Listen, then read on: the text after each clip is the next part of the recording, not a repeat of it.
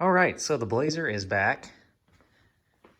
I've been driving it for about a year, and it has a laundry list of things that need done to it. What I'm going to try and figure out now is it has a running problem. It's pretty much the worst when it's cold, and it happens whenever you try and get on the gas, whether you're driving or sitting still. If you very slowly give it gas, it has no problem. If you just like try and set off quick, or even try and set off normal, or just stab the gas really quick, I don't know what you'd best describe it as. It acts like it's missing bogging. It just makes very little attempt to actually move the thing. It's not running right. So I'm going to start tearing through and trying to inspect things. First thing I'm doing is I have the main vacuum line off. So I already know that this won't hold a vacuum. So I have at least a leak somewhere, and I'm going to start breaking these T's apart and trying to figure out which one it is, and probably replace vacuum line as I go because this is a disaster. From there, because I'm not confident it's a vacuum leak that's causing this problem. From there, I'm going to start looking at, since it's worst when it's cold, I might look at the IAC a little bit, but I don't think that's the problem. And I'm probably going to look at the ignition just a little bit. I know it's not the temp sensors, or, well, I do not expect it to be the temp sensors because those are already new. So I'm expecting IAC, cap and rotor, maybe that got real dirty or something, or the throttle position valve, or throttle position sensor. So like this is the main one that feeds everything, and it's cracking and splitting. And that's pretty much the condition of a lot of them. They're either really hard or they're all splitting. So far, this guy, which is supposed to be a check valve that was not checking anything, it's cracked, so it was part of a vacuum leak. The cruise control held a vacuum just fine. The interior stuff, less than fine, but there realistically isn't much I can do about that right now, even if there is a catastrophic leak in there, other than unplug it. Much to my surprise, this is for the four-wheel drive. I have the transfer case in 4 high right now.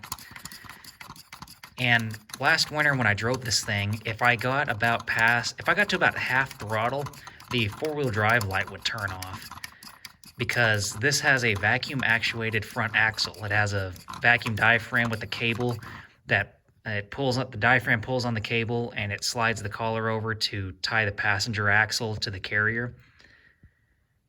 And this is actually holding a vacuum pretty good. I watched the diaphragm, watched it move back and forth a little bit. So all of this appears to be working the way it's supposed to.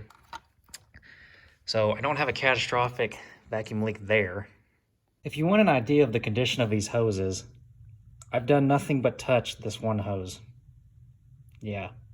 All right, so I'm not incredibly surprised, but it's still doing it, and I'll show you what it's doing.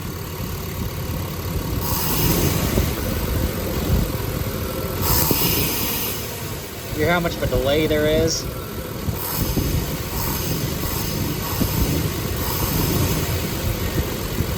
All right, doing a little testing of the map sensor here, which is kind of scary because if you hook the wrong thing up or touch the wrong thing to something, then you kill the computer.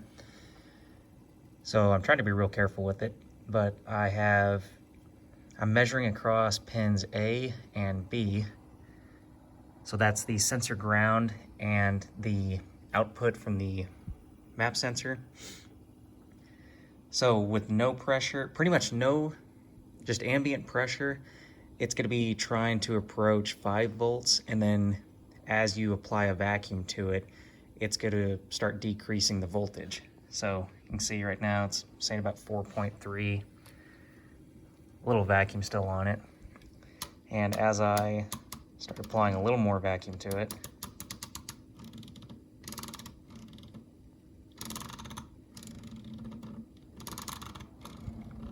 you can see that the voltage that it's sending back to the computer changes.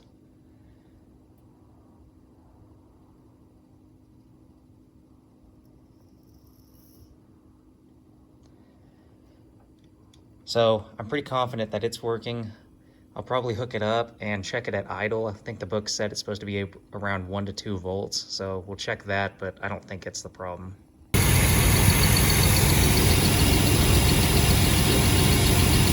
All right, if you don't have a factory service manual for your vehicle, I recommend it. They're quite helpful. So this one didn't have a code for the throttle position sensor, but it does have a nice little wiring diagram. So I'm doing a little test here. And since I can take this sensor off and mess with it, and it seems to work, I did that instead of using it on the car, just because you know, if you're plugged into the voltage on the sensor voltage on the car and you ground something out or cross your leads or something like that, well, then you just killed the computer. So taking the sensor off avoids that. So I have 2 leads hooked up here. So this is at idle. And the resistance starts dropping off, so so the voltage would be increasing if this were hooked up to the car.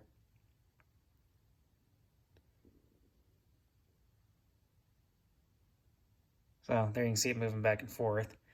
But there's one particular spot I don't really care for, and it's around 8.6. So it steadily keeps creeping down. I'm just slowly turning it.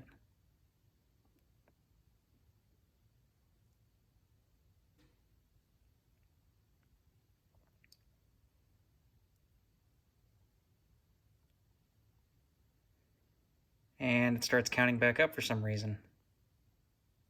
I'm still turning it the same way. And then it comes back down. So, a real scan tool could probably tell you more about that. You know, you could look at what the O2 sensor is giving out and everything. I do not have a scan tool for OBD1, or really my little one for OBD2 might not even be that helpful.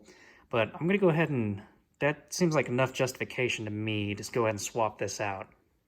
Oh, and so my other reasoning for this, I went and drove the thing, and I decided to drive it a little bit different. So it has this problem worse when it's cold, where, and this thing has a 5-speed manual, so I think it exacerbates the problem if this is the issue, because every time in the morning, you know, I set off in the thing and I go to shift gears, it just bogs horrifically. I mean, it practically just falls on its face and then picks itself back up with every gear change.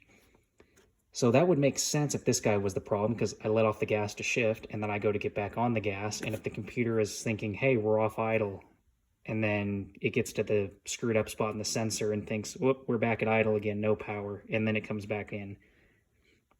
If that made any sense. Basically, if this has a dead spot in it, then the computer thinks the motor is at idle, and so it's going to cut fuel.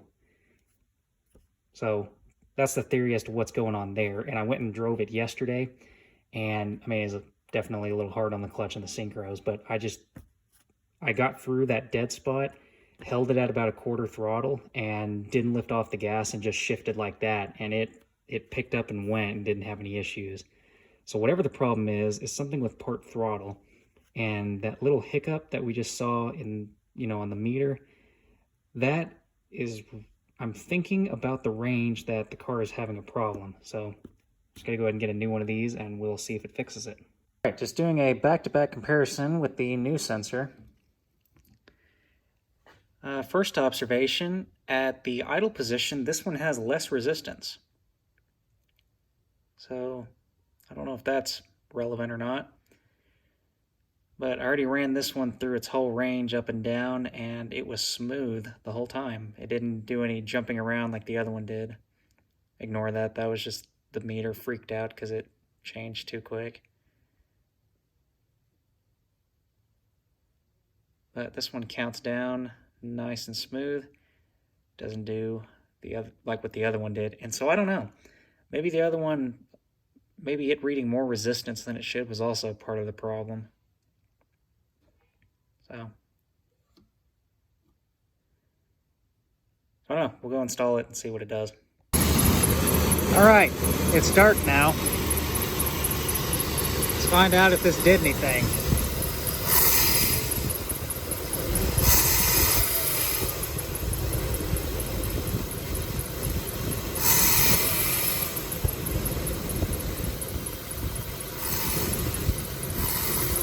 The answer is no.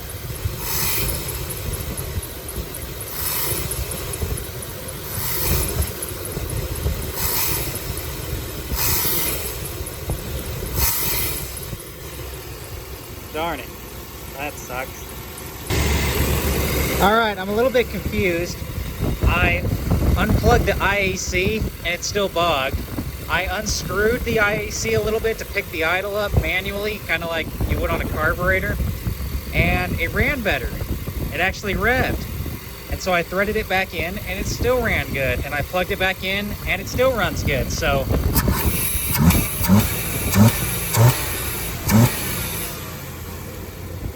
I have no explanations. Maybe it fixed itself, because it wouldn't do that before.